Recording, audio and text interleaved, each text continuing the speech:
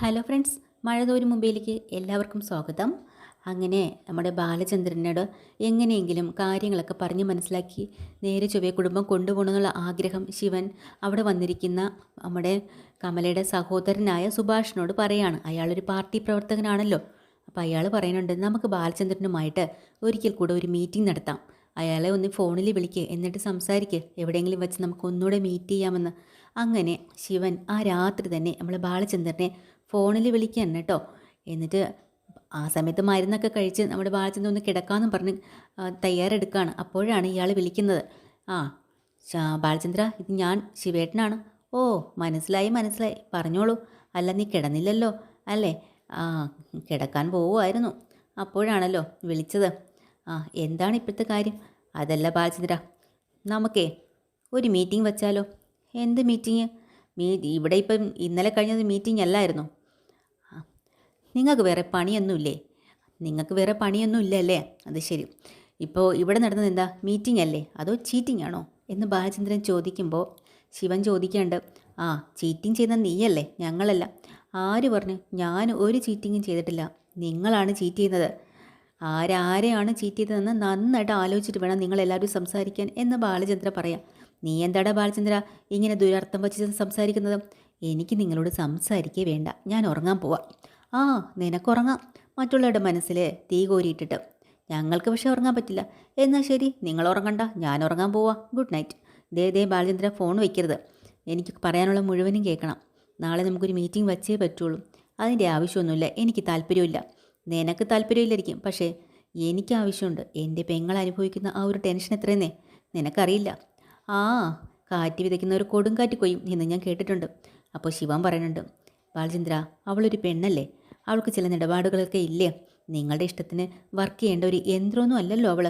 അതിനൊരു മനസ്സും ശരീരവും വേദനയൊക്കെ ഇല്ലേ? നീ എന്താ അത് കാണാത്തത്? എനിക്ക് നിങ്ങളോട് തർക്കിക്കാനൊന്നും നേരില്ല. നാളെ എവിടെ വെച്ചാൽ നിങ്ങൾ മീറ്റിംഗ് വെച്ചേക്കുന്നത്? അത് തീരുമാനിച്ചില്ല. എന്നാൽ ശിവേട്ട ആദ്യം പോയി തീരുമാനിക്കും, അത് കഴിഞ്ഞ് ഞാൻ വരാം, അതാണ് നല്ലത്. പക്ഷേ ശിവേട്ടൻ ആദ്യം പോയി സ്ഥലമൊക്കെ തീരുമാനിക്കും. വേറൊരു കാര്യം ഞാൻ പറയാം, കൈതക്കൽ മാളിക വീട്ടിൽ അങ്ങോട്ട് എന്തായാലും ഞാൻ വരില്ല. അതും കൂടി ഞാൻ നിന്നോട് പറഞ്ഞേക്കാം. കൈതക്കൽ വീടിന് എന്താടാ കുഴപ്പം?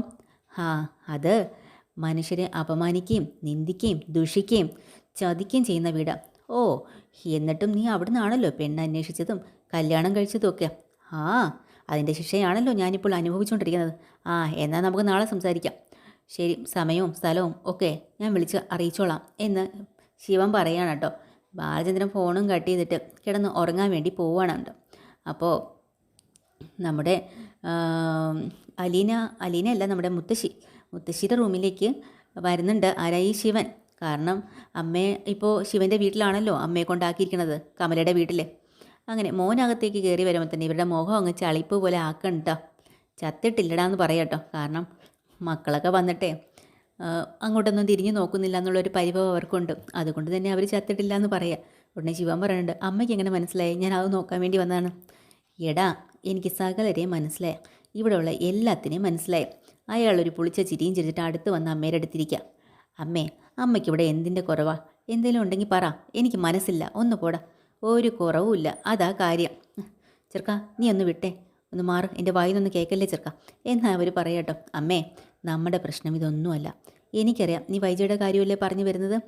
പിന്നെ മുറിക്കകത്തിരിക്കുകയാണെങ്കിലും അമ്മ ഇതെല്ലാം അറിയുന്നുണ്ടല്ലോ അല്ലേ? എനിക്ക് കണ്ണും കാണാം, ചെവിയും കേൾക്കാം. എണീറ്റ് നടക്കാൻ മേലെങ്കിലും പോടാണീറ്റ്. അമ്മേ, വാക്കറെടുത്ത് വെച്ച് അമ്മ പതുക്കെ പതുക്കെ നടക്കണം, എന്നാലേ ശരിയാകത്തുള്ളൂ. ഞാൻ അമ്മയോട് ഒരു സംശയം ചോദിക്കട്ടെ അമ്മേ? എന്നതാടാ? അതായത് നമ്മുടെ ബാലചന്ദ്രനില്ലേ, അവന് ഈ അലീനയായിട്ട് എന്തോ ഒരു കണക്ഷൻ ഇല്ലേ? അപ്പോൾ അവർ പറയാം, നീ എന്നതാടാ ഉദ്ദേശിക്കുന്നത്? പെൺവിഷയമൊന്നും അല്ല. അമ്മ ഒന്ന് ആലോചിച്ച് നോക്ക്. ആ പെണ്ണ് അവൻ്റെ ആരുമല്ല, എവിടുന്നോ വന്നൊരു അനാഥ. ആ, അതെ. അങ്ങനെ ഒരു പെണ്ണിന് വേണ്ടി ആരെങ്കിലും സ്വന്തം ഭാര്യയെ വെറുക്കുമോ? പറ. ഇല്ല, അങ്ങനെ വെറുക്കില്ല.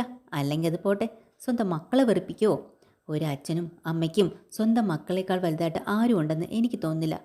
വട ബാലചന്ദ്രനും അങ്ങനെയായിരുന്നു. മക്കളെന്ന് വെച്ചാൽ ജീവനായിരുന്നു. ആ ബാലചന്ദ്രൻ ആ പെണ്ണ് വന്നതിന് ശേഷം കംപ്ലീറ്റ് മാറിപ്പോയെങ്കിൽ എന്താവും കാര്യം? എന്താണ് കാരണം? അപ്പോൾ നമ്മളറിയാത്ത എന്തോ ഒരു ബന്ധം അവർ തമ്മിലുണ്ട് അല്ലേ? അമ്മയ്ക്ക് അങ്ങനെ തോന്നിയിട്ടില്ലേ? ഒന്ന് ഓർത്ത് നോക്കിക്കേ അമ്മേ.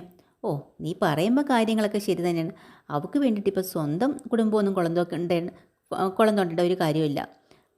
അപ്പോൾ എനിക്ക് തോന്നുന്നു ബാലചന്ദ്രന് എന്തോ ഒരു പ്ലാനിങ് ഇല്ലേ എന്നൊരു തോന്നൽ. എന്ത് പ്ലാനിങ്? അല്ല, അവളെ ഇവിടെ ജോലിക്ക് വിളിച്ചുകൊണ്ട് വന്നത് തന്നെ ബാലചന്ദ്രൻ്റെ പ്ലാനിങ് അല്ലേ എന്നാണ് എനിക്ക് തോന്നുന്നത്. എടാ, അതിന് നിൻ്റെ അച്ഛനല്ലേ കഴക്കൂട്ടത്ത് പോയി എല്ലാം പോയി ബുക്ക് ചെയ്തത്? അതൊക്കെ ശരിയാ. പക്ഷേ കഴക്കൂട്ടത്ത് ഓർഫണേജിനെ നടത്തിപ്പുകാരി ഇവിടെ വന്ന് അച്ഛനെ കണ്ടത് ഓർമ്മയുണ്ടോ? ആ, ഞാനവരെ കണ്ടിട്ടില്ല, പക്ഷേ ഞാൻ വിവരമൊക്കെ അറിഞ്ഞു. അപ്പോൾ എനിക്ക് തോന്നുന്നത് ആ സ്ത്രീയും ബാലചന്ദ്രനും തമ്മിൽ എന്തോ ഒരു രഹസ്യ ഇടപാടുണ്ട്. എന്നിട്ട് ബാലചന്ദ്രനായിരിക്കും ആ സ്ത്രീയെ ഇങ്ങോട്ട് കൊണ്ടുവന്നത്. എന്നിട്ട് അച്ഛനെയും മനുവിനെയും ചേർത്ത് വെച്ച് കൊടുത്തതായിരിക്കാം എന്നാണ് എനിക്ക് തോന്നുന്നത്. അമ്മയ്ക്ക് അങ്ങനെ എന്തെങ്കിലും സംശയം തോന്നിയിട്ടുണ്ടോ? അതും കൂടെ അറിയാൻ വേണ്ടിയിട്ടാണ്. ഓ, പക്ഷേ വെറും ഒരു വേലക്കാരിക്ക് വേണ്ടിയിട്ടാണ് അവൻ ഈ കോപ്രായങ്ങളെല്ലാം കാണിക്കുന്നതെങ്കിൽ അവൻ്റെ കൈയും കാലും അടിച്ചൊടിക്കും. എടാ, അതൊന്നും വേണ്ട ശിവ. ഇങ്ങനെയൊക്കെ ചെയ്താലേ നിങ്ങൾക്ക് തിരിച്ച് ജോലിക്ക് പോകാനുള്ളതല്ലേ. അതൊക്കെ ഞങ്ങൾ പോയി കഴിഞ്ഞിട്ടായിരിക്കും കൈയും കാലുമൊക്കെ ഓടിക്കുന്നത്. ദേ, അക്രമത്തിന് പോയാലേ അത് നല്ലതല്ല കേട്ടല്ലോ. കഴിയുന്നത്തോളം ഞങ്ങൾ ക്ഷമിക്കും അമ്മേ. ശരി. അവനെന്തിയടാ ആ രാജീവൻ? ഓ, അവൻ അങ്ങ് കോതമംഗലത്തിൽ ഭാര്യ വീട്ടില. നാളെ അവൻ ഇങ്ങോട്ട് വരും. ആ, എല്ലാവരും കൂടെ ഒന്ന് പിടിച്ചു നോക്ക്. ശരിയാക്കാൻ പറ്റുമെങ്കിൽ നമുക്ക് ശരിയാക്കാം. അതല്ലേ നല്ലത് എന്ന് അവരങ്ങനെ തീരുമാനിക്കാം. പിറ്റേ ദിവസം രാവിലെ ആകുമ്പോൾ ബാലചന്ദ്രൻ ഡ്രസ്സൊക്കെ മാറി റെഡിയായി നിൽക്കുകയാണ് പോകാനായിട്ട്. ആ സമയത്തും വീണ്ടും ശിവനുമായിട്ട് സംസാരിക്കുന്നുണ്ട് ഫോണിൽ. ആ സമയത്ത് ശിവൻ ചോദിക്കുന്നുണ്ട്, ബാലചന്ദ്രൻ ഇറങ്ങിയോ? ആ, ഞാൻ ഇറങ്ങി നിൽക്കുന്നുണ്ട്. നിങ്ങൾ സ്ഥലമൊക്കെ തീരുമാനിച്ചോ മീറ്റിങ്ങിനുള്ള എന്ന് ബാലചന്ദ്രൻ ചോദിക്കേണ്ട. അപ്പോൾ ഉടനെ തന്നെ ശിവൻ പറയുന്നുണ്ട്, ആ, എന്തായാലും കൊല്ലപ്പള്ളിയിൽ വേണ്ട, എന്നാൽ പിന്നെ സുനന്ദയുടെ വീട്ടിൽ തന്നെ ആവാം എന്നിങ്ങനെ ചിന്തിക്കട്ടോ. ആ, അത് എൻ്റെ അഭിപ്രായമാണ്, സുനന്ദയുടെ വീട്ടിൽ നിർത്താം. ആ, അതൊക്കെ എന്തായാലും നിൻ്റെ അഭിപ്രായമാണെങ്കിൽ ശരി, ഞാനേക്കും അത് തന്നെ അഭിപ്രായം. പിന്നെ വേറൊരു കാര്യം, മീറ്റിങ്ങിന് രാജീവ് മേനോൻ വരാൻ പാടില്ല. ഓ, അല്ലെങ്കിലും നിൻ്റെ അടുത്ത് സംസാരിക്കാൻ അവന് താല്പര്യമില്ല, അവൻ വരുന്നില്ല. ഓ, നല്ല കാര്യം. പിന്നെ വേറെ ആരൊക്കെ ഉണ്ട് കൂടെ? ആ, ഞാനുണ്ട്, പിന്നെ പ്രകാശനുണ്ട്, സുഭാഷും ഉണ്ട്. സുഭാഷ് ആര്? കമലേട്ടത്തിൻ്റെ ബ്രദറാണോ? ആ, അത് തന്നെ. ഓക്കെ, എന്നാൽ പിന്നെ എത്താം. അരമണിക്കൂറിനകം ഞാൻ അവിടെ എത്തിക്കോളാം എന്നിങ്ങനെ ബാലചന്ദ്രൻ പറയുകയാണ് കേട്ടോ. അങ്ങനെ പോവാനായിട്ട് താഴെ ഇറങ്ങി വന്നിട്ട് അലീനയോട് പറയുന്നുണ്ട്, മോളെ ഞാൻ എന്തായാലും പോയിട്ട് വരാം. അലീനയ്ക്ക് നല്ല ടെൻഷൻ ആവുന്നുണ്ട്. അപ്പോൾ അലീന പറയാണ്, അച്ഛൻ ഒറ്റയ്ക്കല്ലേ ഉള്ളൂ, കൃഷ്ണമോളെ ഭവിതയെ ആരെങ്കിലും കൂടെ ഒന്ന് കൊണ്ടുപോക്കൂടെ? മോളെ സംസാരിക്കുമ്പോൾ ചിലപ്പോൾ നിയന്ത്രണം വിട്ട് പോയെന്നിരിക്കും. അപ്പോൾ പറയാൻ പാടില്ലാത്തല്ല ചിലപ്പോൾ പറഞ്ഞെന്നും ഇരിക്കും. അപ്പോൾ മുതിർന്നവർ മാത്രം കേൾക്കേണ്ട വാക്കുകളോ അർത്ഥങ്ങളോ ഒക്കെ അതിനുണ്ടായിരിക്കും. അപ്പോൾ കുട്ടികളെയും കൊണ്ടുപോയാൽ ശരിയാകത്തില്ല, ഞാൻ ഒറ്റയ്ക്ക് മതി എന്ന് ബാലചന്ദ്രൻ ഇങ്ങനെ പറയാട്ടോ. അപ്പോൾ അലീന വീണ്ടും ടെൻഷൻ ആവുകയാണ് ഭയങ്കരമായിട്ട്. അതൊക്കെ കഴിഞ്ഞിട്ട് ബാലചന്ദ്രൻ നേരെ അങ്ങോട്ട് ചെല്ലാണ് സുനന്ദയുടെ വീട്ടിൽ. അപ്പോൾ ഇവിടുന്ന് കൊല്ലപ്പള്ളിയിൽ നിന്നും എല്ലാവരും ഇറങ്ങാട്ടോ. അവിടെ ആദ്യം ചെല്ലുന്നത് ബാലചന്ദ്രൻ തന്നെയാണ്. അങ്ങനെ സുനന്ദയുടെ വീട്ടിൽ ചെന്ന് അങ്ങനെ തന്നെ സുനന്ദയുടെ അവിടെ വന്ന് സംസാരിക്കുന്നുണ്ട്. അപ്പോൾ ആനന്ദനാണ് സുനന്ദയുടെ ഭർത്താവ്, പോലീസുകാരനാണ്. അപ്പോൾ തന്നെ അവിടെ ചെന്നപ്പോൾ തന്നെ അവർ ജ്യൂസൊക്കെ കൊടുക്കുകയാണ്. അവർ ചോദിക്കുന്നുണ്ട്, എന്നതാ ബാലചന്ദ്ര, നിങ്ങളെ കുടുംബത്തിൽ എന്തോ പ്രശ്നം? ബാലചന്ദ്രൻ്റെ വീട്ടിൽ ഏതോ ഒരു വേലക്കാരി വന്ന് അവിടെ ഭയങ്കര പ്രശ്നമാണെന്നൊക്കെ ഞാൻ അറിഞ്ഞു.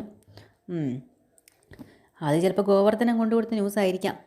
അതൊക്കെ വെറുതെയാണ്, ഇതൊക്കെ തെറ്റിദ്ധാരണയാണ്, ഇതൊന്നുമല്ല, കാര്യങ്ങളൊക്കെ വേറെയാണ്. അതൊക്കെ ഞാൻ പിന്നീട് പറയാം. ആ, എന്തായാലും അവനവൻ്റെ കുടുംബത്തിനേക്കാളും വലുത് മറ്റൊന്നും അല്ലല്ലോ. ചേച്ചി എന്നതാ അറിഞ്ഞിട്ട് പറയണത്? എന്തെങ്കിലും അറിഞ്ഞിട്ട് പറഞ്ഞാലും കുഴപ്പമില്ലായിരുന്നു. ആ, സാരമില്ല. ചേച്ചിയുടെ ഭർത്താവ് ആനന്ദേട്ട ഇപ്പം എങ്ങനെയുണ്ട്? കുടിയൊക്കെ കുറച്ചോ? ഓ, അതിനൊന്നും ഒരു കുറവുമില്ല. പോലീസിലെ ജോലിയല്ലേ, ബോസിന് ഇഷ്ടം പോലെ കിട്ടും, കിട്ടുന്നിടത്തോളം തട്ടും. അതൊന്നും നന്നാവത്തില്ല, ചില ജീവിതങ്ങൾ അങ്ങനെ തന്നെ. തല്ലുമുഴക്കൊക്കെ ഉണ്ടോ? ഏയ്, അതൊന്നുമില്ല. അത് മാത്രം ഒരു ആശ്വാസം. പിന്നെ കുടിച്ചിട്ട് വന്ന എന്നോടും മക്കളോടും ഭയങ്കര സ്നേഹമാണ്. ശരി. അപ്പോൾ ഇവിടെ വെച്ച് അവരൊക്കെ ഇപ്പം എത്തുമല്ലേ? ആ, ബാക്കിയുള്ളവരും ഇപ്പോൾ എത്തും. അങ്ങനെ പറഞ്ഞ് നിൽക്കുന്ന സമയത്ത് കൊല്ലപ്പള്ളിയിൽ നിന്ന് വരുന്നവരെല്ലാവരും വന്നിട്ടുണ്ട് കേട്ടോ. വന്ന് അകത്തേക്ക് കയറി വരണം. വന്ന് അവിടെ ഇരുന്ന പാടെ തന്നെ സുനന്ദ അവർക്കുള്ള ജ്യൂസും ഒക്കെ കൊണ്ട് കൊടുക്കണം. അപ്പോൾ അവരുടെ ചെറിയൊരു സംസാരത്തിനിടയിൽ തന്നെ ആനന്ദം വരുന്നുണ്ട് കേട്ടോ. സുനന്ദയുടെ ഭർത്താവ് പോലീസുകാരനാണല്ലോ, അയാളും വരുമ്പോൾ ഇവിടെ എല്ലാവരും ഇരിക്കുവാണ്. അപ്പോൾ തന്നെ പറയുന്നുണ്ട്, ഞാനൊന്ന് ഡ്രസ്സ് മാറിയിട്ട് വരാമെന്ന്. അങ്ങനെ അയാൾ പോലീസ് വേഷമൊക്കെ അഴിച്ച് വെച്ചിട്ട് നോർമൽ ഡ്രസ്സിൽ വരാൻ വേണ്ടിയിട്ട് റൂമിലേക്ക് കയറി പോവുകയാണ്.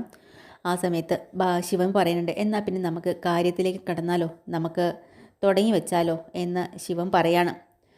ശരി, എന്നാൽ പിന്നെ അങ്ങനെ ആയിക്കോട്ടെ. അങ്ങനെ അയാൾ ചോദിക്കുന്നുണ്ട്, ബാലചന്ദ്ര, ഞാൻ ഒരുപാടൊന്നും പറയുന്നില്ല, എല്ലാം പറഞ്ഞത് തന്നെയാണ്. ഇനി ഇത് കുറേ തവണ പറഞ്ഞിട്ടും ആവർത്തിച്ചിട്ടും പ്രത്യേകിച്ച് ഗുണമൊന്നും ഉണ്ടാവാനില്ല. നിനക്ക് എന്തെങ്കിലും മനമാറ്റം ഉണ്ടോ ബാലചന്ദ്ര? അതറിഞ്ഞിട്ട് ബാക്കി സംസാരിച്ചാൽ പോരെ? എനിക്ക് അതൊരു മനമാറ്റവും ഇല്ല. അതെന്താ അങ്ങനെ ഒരു കടമ്പിടുത്തം? മനമാറ്റം ആർക്കാണ് ഉണ്ടാകേണ്ടതെന്ന് ശിവേട്ടനൊന്ന് ആലോചിച്ച് നോക്ക്. നിനക്ക് അല്ലാതെ ആർക്ക്? നീ അലീനയുടെ കയ്യിൽ നിന്ന് പിടിവിടുന്നില്ല. ശിവേട്ടാ, അലീന ഇപ്പോൾ വീട്ടിൽ വന്നിട്ട് കുറേ മാസങ്ങളെ. ആദ്യത്തെ മാസം അലീനയോട് എന്തോ ഒരു ഇഷ്ടക്കേട് വൈജയന്തിക്ക് ഉണ്ടായിരുന്നു. കാരണമൊന്നുമില്ല. അവൾ ചെയ്യാത്ത ചില കുറ്റങ്ങളെല്ലാം അവളുടെ തലയിൽ ഏറ്റുവെച്ചു. മോഷണം. അവസാനം അലീന നിരപരാധിയാണെന്ന് ബോധ്യപ്പെട്ടു. രണ്ടാമത്തെ മാസം അലീനയ്ക്കെതിരെ വ്യഭിചാര കുറ്റം വന്നു. അതും കള്ളമാണെന്ന് മനസ്സിലായി. പിരിച്ചുവിടാൻ വരെ എത്തിയതാണ്. അതും പൊളിഞ്ഞു. പിന്നെ ശിവേട്ടൻ്റെ മോൻ ഹരിശങ്കർ അലീനയെ സ്വർണം കാണിച്ചും നോട്ടുകെട്ടുകൾ കാണിച്ചും പലതവണ കീഴ്പ്പെടുത്താൻ നോക്കിയിട്ടുണ്ട്. എന്നിട്ടും അതിൽ നിന്നെല്ലാം വൈജ തോറ്റുപോയിട്ടേ ഉള്ളൂ. അവളുടെ കുറ്റം പറച്ചിലെല്ലാം വെറുതെയാണെന്ന് എല്ലാവർക്കും മനസ്സിലായി. ഹരിയുടെ കാര്യം പറയുമ്പോൾ തന്നെ നമ്മുടെ ശിവൻ്റെ മനസ്സൊരുമാതിരി ആയി കേട്ടോ. വന്നിരിക്കുന്നവരൊക്കെ മക്കളെക്കുറിച്ച് അറിഞ്ഞാലോ. എന്നാലും അടുത്ത നടപടിയായിട്ട് ബാലചന്ദ്രൻ പറയുന്നുണ്ട്, ഒരു ദിവസം ഈ ഹരിശങ്കർ എൻ്റെ വീട്ടിൽ വന്ന് രോഹിത്തിനെ കൂടെ കൂട്ടുപിടിച്ച് മയക്കുമരുന്ന് കൊണ്ടുവന്ന് അവളെ കുടിപ്പിച്ചു. എന്നിട്ട് അവളെ റേപ്പ് ചെയ്യാൻ ശ്രമിച്ചു. അപ്പം തന്നെ നമ്മുടെ ശിവൻ അങ്ങ് നാണം കെട്ട് പോവാട്ടോ. വന്നിരുന്നവർക്കും അത്ഭുതമായിപ്പോയി. ഇങ്ങനൊരു സംഭവം അവിടെ നടന്നിട്ടുണ്ടാ. എന്നിട്ട് അപ്പോൾ പിന്നെ ശിവൻ ഇനി അതിൽ കൂടുതലൊന്നും പറയേണ്ട ആവശ്യമില്ലല്ലോ. എന്നിട്ടും ബാലചന്ദ്രൻ പറയണു, എന്നിട്ടോ റേപ്പ് ചെയ്യാൻ ശ്രമിച്ചപ്പോഴോ അലീന തന്നെത്താനെ കത്രികയെടുത്ത് വയറ്റിൽ കുത്തി അതിൽ നിന്ന് രക്ഷപ്പെടാൻ ശ്രമിച്ചു. അപ്പോഴും വൈജയന്തിക്ക് അലീനയാണ് തെറ്റുകാരിയും കുറ്റക്കാരിയും. അത് കഴിഞ്ഞ് ഞാൻ ഹാർട്ട് അറ്റാക്ക് വന്ന് കുഴഞ്ഞു വീണ സമയത്ത് എന്നെ ആശുപത്രിയിൽ എത്തിച്ചത് അലീന. അതും വൈജയന്തിക്ക് വലിയൊരു തെറ്റായിട്ടാണ് തോന്നിയതും. മനസ്സിലായോ? അപ്പോൾ അവൾ എന്ത് കണ്ടിട്ടാണ് ഈ കുറ്റങ്ങളെല്ലാം അവളുടെ പേര് നിർത്തുന്നത്? ഇതെല്ലാം വലിയ കുറ്റമായിട്ട് അവൾ കാണുന്നത്. ഹോസ്പിറ്റലിൽ നിന്ന് ഡിസ്ചാർജ് ചെയ്ത് ഞാൻ വീട്ടിലെത്തിയപ്പോൾ അലീന പാക്ക് ചെയ്ത് വെച്ചേക്കുക. എന്താണെന്ന് വെച്ചാൽ അവളെ ഇവിടുന്ന് പറഞ്ഞയക്കണമെന്ന്. എന്താണ് അവൾ ചെയ്ത കുറ്റം ആർക്കും അറിയില്ല. അപ്പം തന്നെ ശിവനൊക്കെ അങ്ങ് നാണം കെട്ടുപോയി. ഇതൊക്കെ തന്നെയാണ് എൻ്റെ വീട്ടിൽ വൈജയന്തി എന്ന പേരിൽ നിങ്ങൾ എനിക്ക് കെട്ടിച്ചു തന്ന സഹോദരി നടത്തിക്കൊണ്ടിരിക്കുന്ന കാര്യങ്ങൾ. ആരാണിപ്പോൾ മാറേണ്ടത്? ഞാനാണോ മാറേണ്ടത്? അവളാണോ മാറേണ്ടത്? ആർക്കാണ് പ്രശ്നം? പറ. എൻ്റെ ബാലേന്ദ്ര, അതൊക്കെ കഴിഞ്ഞ കാര്യങ്ങളല്ലേ. ഇന്നലെ വരെയുള്ള കാര്യങ്ങളൊക്കെ നീ വിട്ടുകളാ. പിന്നെ ഇന്ന് മുതൽ നമുക്ക് ഇവിടെ മുതൽ തുടങ്ങാം പുതിയൊരു ജീവിതം. അതെ, ഇന്ന് മുതൽ ഈ അലീന വരുന്നതിന് മുന്നേ നിൻ്റെ വീട് എങ്ങനെയായിരുന്നു അതുപോലെ. അങ്ങനെയാണ് പുതിയ തീരുമാനം എന്ന് പറഞ്ഞിട്ട് ശിവേട്ടൻ പഴയ തീരുമാനത്തിലേക്കാണല്ലോ പോണത്. ശരി, അങ്ങനെയാണെങ്കിൽ ഇന്ന് മുതൽ അലീന നിങ്ങളുടെ വീട്ടിൽ ഇല്ല എന്ന് വിചാരിക്കുക. ഇനി അങ്ങോട്ട് അങ്ങനെ ജീവിക്കണം. ആർക്ക് വേണ്ടി? നിൻ്റെ ഭാര്യയ്ക്കും മക്കൾക്കും വേണ്ടി. ഇന്ന് മുതൽ അലീന നമ്മുടെ കുടുംബത്തിലെ അംഗമാണെന്ന് വിചാരിച്ചാലോ? അങ്ങനെയായ എന്താ ശിവേട്ട? അതാർക്ക് വേണ്ടി? എന്താവശ്യത്തിന് വേണ്ടി? എനിക്ക് വേണ്ടി, അലീനയ്ക്ക് വേണ്ടി. ഞങ്ങളെ മറ്റുള്ളവർക്ക് വേണ്ടി മാത്രം ജീവിച്ചാൽ മതിയോ? ഞങ്ങൾക്ക് വേണ്ടിയും കൂടി ജീവിക്കണ്ടേ എന്ന് ബാലചന്ദ്രൻ ചോദിക്കാം. അപ്പോൾ തന്നെ ഉടനെ ശിവൻ പറയുന്നുണ്ട്, ഒരു വ്യത്യാസമുണ്ട് ബാലചന്ദ്ര. ഒരു വശത്ത് നിൻ്റെ ഭാര്യയും മക്കളുമാണെങ്കിൽ മറുവശത്ത് അലീന എന്ന് പറയുന്ന അനാഥ പെണ്ണ്. നീ ആരുടെ കൂടെ നിൽക്കും? അവൾ അനാഥയല്ല ശിവേട്ട, അവൾ എൻ്റെ മകളാണ് എന്ന് വീണ്ടും ബാലചന്ദ്രൻ പറയാം. ആ സമയത്ത് ആ പോലീസുകാരനും കൂടെ അവിടെ വരുന്നുണ്ട് കേട്ടോ. അപ്പോൾ ശിവൻ പറയുന്നുണ്ട്, എന്തായാലും ഇത്രയും നാൾ അനാഥയായിരുന്നില്ലേ? ആയിരുന്നു. പക്ഷേ അങ്ങനെയല്ല, ഇപ്പം ഞാൻ ദത്തെടുത്തിട്ടുണ്ട് അവളെ. അവളെൻ്റെ സ്വന്തം മകൾ തന്നെയാണ്. മകളായിട്ട് തന്നെ എനിക്ക് കാണാൻ പറ്റൂ. ദേ ബാലചന്ദ്ര, നീ ഞങ്ങളെ കൂടുതൽ കുഴപ്പത്തിലാക്കരുത്. കുഴപ്പമില്ലാതാവാനാ ഈ തുറന്നു പറച്ചിൽ. എനിക്ക് പറയാനുള്ളത് മുഴുവനും ശിവേട്ടൻ കേൾക്കണം.